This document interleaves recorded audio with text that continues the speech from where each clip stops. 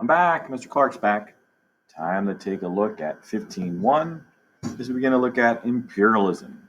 Some of the objectives we'll be taking a look at today will be the political, economic, and social causes of European imperialism. We'll gain a better understanding of how technology and other factors contributed to the spread of imperialism. We'll describe the characteristics of imperial rule, and we'll summarize the cultural, political, and economic effects of imperialism. First, we'll take a closer look at the root of what imperialism actually is. Imperialism, sometimes also known as colonialism or colonization, it's the act of domination of one country of the political, economic, and cultural lives of another country or region. This often led to officially colonizing and annexing that territory into the holdings of the mother or colonizing country. So, for example, like Great Britain, when they colonized in the Americas, they added the 13 colonies into Great Britain, and the Americans living in the 13 colonies had to follow all the rules, regulations of Great Britain, the British Parliament, and all the rules, regulations, taxes, things like that imposed on the American colonies, the things that the colonists had to follow. So between 1870 and 1914, European powers brought much of the world under its control. There's usually three broad causes of imperialism, and they're usually remembered as the three G's: God, gold, and glory. God meaning the humanitarian and religious concerns. And I list this first because this is kind of the mask of what colonizing countries use to justify their actions, kind of this false idea that the priority for, let's say, Great Britain being in a foreign country was the idea of humanitarian causes and religious issues. But in reality, they were just kind of masking the real reasons why they would want to go there, which is the gold aspect, which we'll look at second. So God is humanitarian, religious, education. When you go in there, you would have kind of a social Darwinist theory, believing that your culture, society, and way of life, kind of the Western sense of racial supremacy. Missionaries there sought to spread Western civilization, education, and medicine. So the mass could bring in education, religion, civilization to those who were living, the natives living in, let's say, the Americas, was kind of the reason or rationale as to why they went there. Or now during the new imperialism period of time, into Latin America, Southeast Asia, Africa, India. Gold is the wealth needed that you need for the natural resources, desire for new markets to trade. Bankers sought to invest profits. Colonies offered outlets for Europe's population as well. Glory is the political and military reasons, extending control, desire to increase power, prestige of the empire. The more flags you could plant, the more powerful your empire was perceived to be. Leaders claimed colonies were needed for national security. Ports were needed for refueling, defense, and trade purposes, especially when you think about in the middle of the Pacific. These were areas where you would obviously need to stop over to refuel your ships. And coal was the major means of fueling steamships during the 1800s into the 1900s. Three, how was Western imperialism in the 1800s similar to European imperialism in the three previous centuries? How is it different?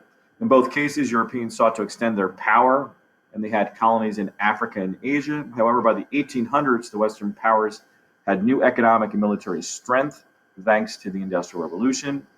Western imperialism had more impact on the day-to-day lives of the people in China, India, and Africa. Western nations gained much more control over large portions of the world.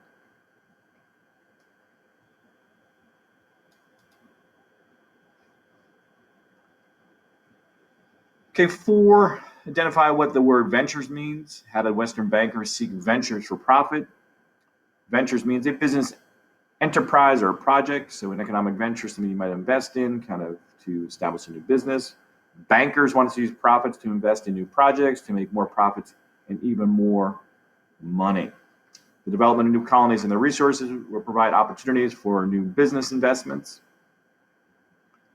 You look at the map here as you move on to number 5.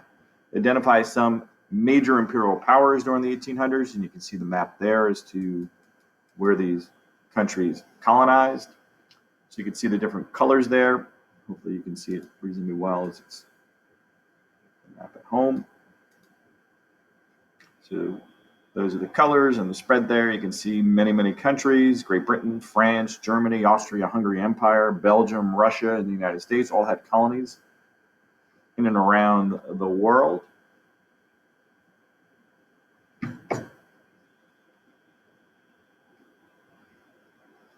What three continents were highly colonized by Europe in the 1800s? Africa, Asia, and Australia, the land down under.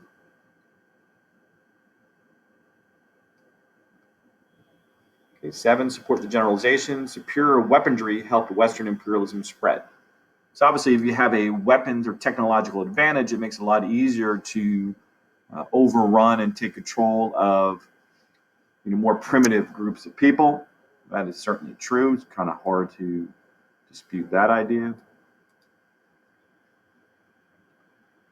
The Maxim machine gun, repeating rifles, steam-driven warships were all strong arguments in persuading Africans and Asians to accept Western control. They saw nothing but a lose opportunity. They could fight and be slaughtered, or they could surrender and be controlled, neither of which was desirable, but being alive opposed to dead was certainly something they preferred. Also, most of the areas were not united, and much of Africa was already weakened through the slave trade. So if you have a disunited or an area in which everything is splintered and it's kind of left behind as just small tribal areas, it's a lot easier to overrun. 8, why did some Africans and Asians fight Western imperialism even though they knew they would not win? These people thought freedom from Western domination was worth risking their lives. So not everybody kind of put their hands up and surrendered. Some did fight back. For the most part, not very successfully.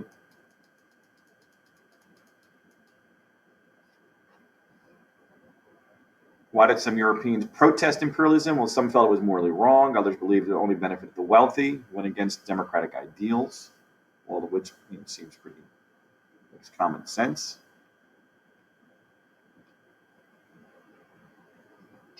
What is a colony? We kind of alluded to before. It's an area of land that is added to a nation's holdings or annexed and becomes part of the nation's empire.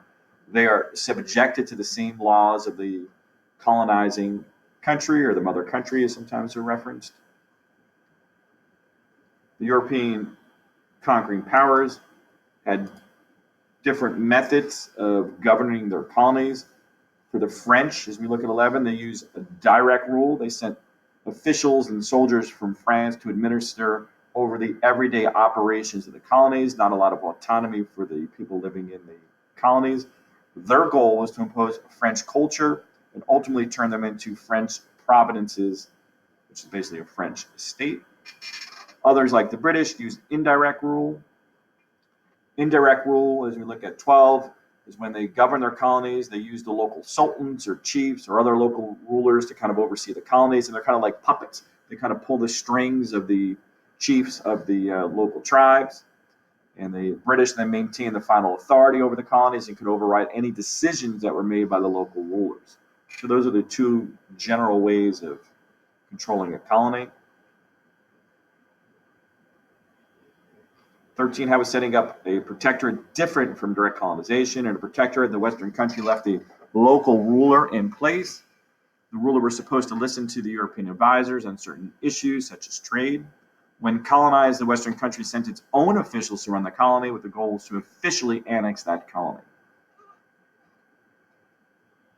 14, why did European countries sometimes choose to maintain spheres of influence instead of creating colonies?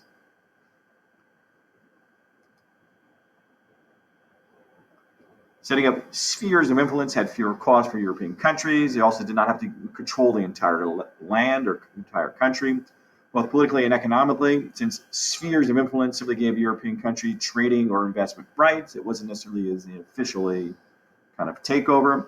The spheres also prevented conflicts amongst European powers, who were less likely to be met with resistance from native populations.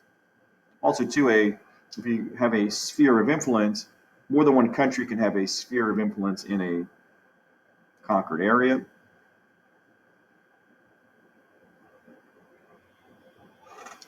As European power spread, so too did European ideas. When you look at European ideas that led to colonial resistance. The European idea of nationalism inspired colonies to seek independence for their own countries. We see nationalism as kind of a root cause of, fighting back, throughout history.